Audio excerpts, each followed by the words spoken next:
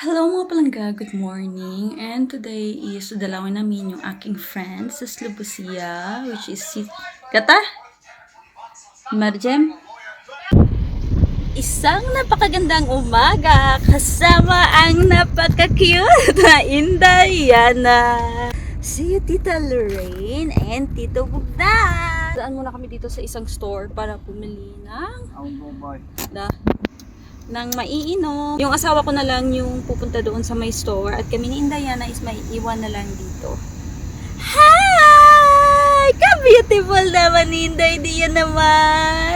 Palabas na pala kami nito ng aming city tapos bigla naman na may isang tao na nagpara sa amin. Akala niya kasi kami ay nagbabiyahe or tinatawag na Grab, pero sabi ng aking asawa is hindi. Dito lang daw kami mag-iikot, pero ang totoo pupunta kami ng Slubusia.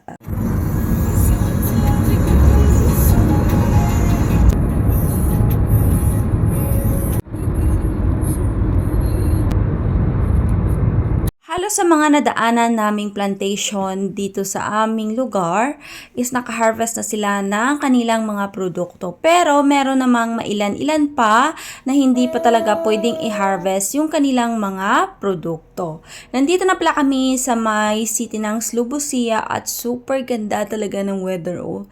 Tingnan nyo naman, perte kainit. Tapos isa ito sa kanilang park na super ganda din kasi napapalibutan siya ng mga puno. Nandito na kami.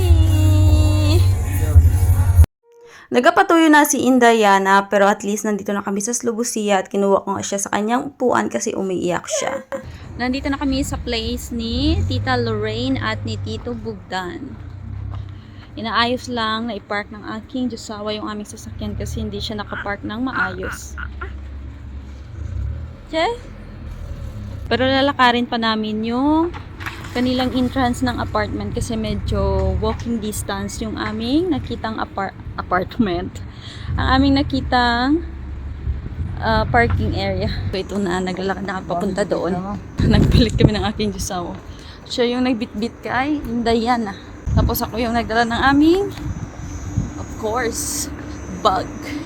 Natin kung nasaan na yung asawa ni Sis Lorraine. Dalas pati. Hindi na pala ako nakapag-video sa amin ni Sis Lorraine kasi nga nag-umpisa na talaga kaming magmaritisan. Magmaritisan. Nilulubos-lubos na kasi namin ni Sis Lorraine yung aming pagkikita at minsan lang talaga kaming magkita na dalawa.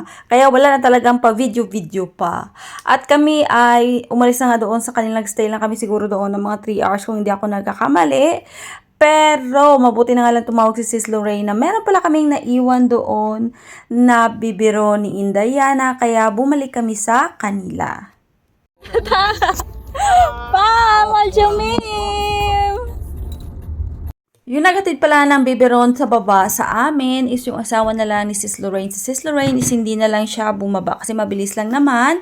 Tapos nadaanan namin itong plantation ng sunflowers na hindi pa talaga siya harvest kaya hindi pa siya gulang. At nandito na pala kami sa aming city at dito kami dumaan sa may daanan ng train at kita nyo naman kami ay nag-stop kaya may nag-agi nga train.